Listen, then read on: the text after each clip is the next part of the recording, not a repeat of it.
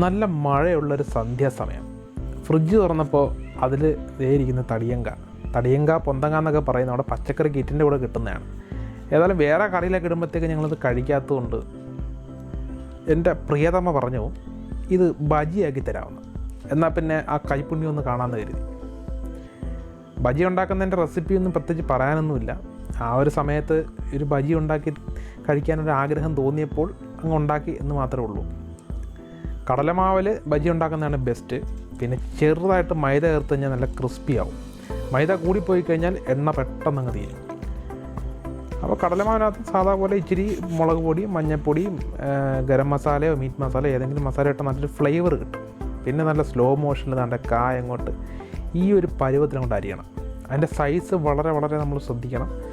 കാര്യം ഈ സൈസ് എത്രത്തോളം തിന്നാവുന്നോ അത്രത്തോളം അതിൻ്റെ ടേസ്റ്റ് കൂടും. അപ്പോൾ ഈ പരുവത്തിൽ അങ്ങോട്ട് കട്ട് ചെയ്തിട്ട് സൺഫ്ലവർ ഓയിലോ വെളിച്ചെണ്ണയോ ഏതെങ്കിലും ഒരു എണ്ണ ഒഴിക്കുക. എണ്ണയ്ക്കകത്തോട്ട് നമ്മൾ ഈ മാവിൽ മുക്കിയ കായ അങ്ങോട്ട് ഇട്ട് കൊടുക്കണം. തിളച്ച എണ്ണയിലോട്ട് ഇടുമ്പോഴത്തേക്കും ഇതിങ്ങനെ പൊങ്ങി വരും, പപ്പടം പൊങ്ങുന്ന പോലെ. അപ്പം ഈ മാവിൻ്റെ കോട്ടിങ് പുറമേ ഒരു വലിയ കവചം പോലെ നിൽക്കുമ്പോൾ അകത്ത് കിടന്ന് നമ്മുടെ കായ അങ്ങോട്ട് വേവും. തിരിച്ചും മറിച്ചും അങ്ങോട്ട് ഇടുക.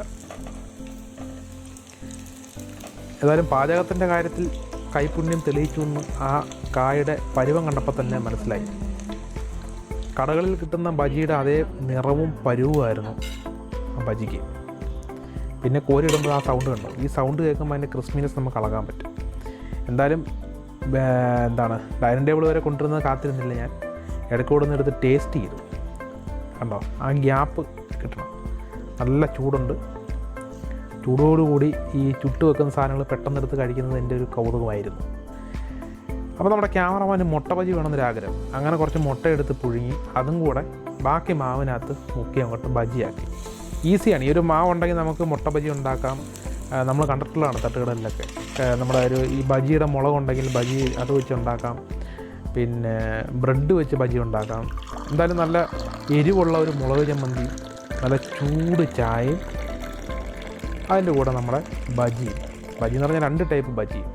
ആ മഴ സമയത്ത് ഏറ്റവും ബെസ്റ്റ് കോമ്പിനേഷനായിരുന്നു. മുളക് ചമ്മന്തി കുറച്ച് എരിവ് കൂടുതൽ നിൽക്കുന്നതാണ് എപ്പോഴും നല്ലത്. കാര്യം ആ ബജിക്ക് ഒരു ഗുമ്മ് കിട്ടണമെങ്കിൽ ആ എരിവ് മുമ്പ് നിൽക്കണം.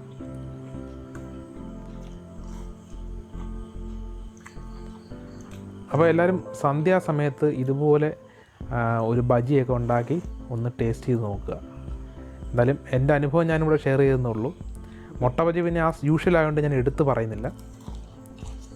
അപ്പോൾ അടുത്ത ഒരു കിടുക്കാച്ചി വീഡിയോ ആയിട്ട് കാണുന്നവരെ എല്ലാവർക്കും ബൈ.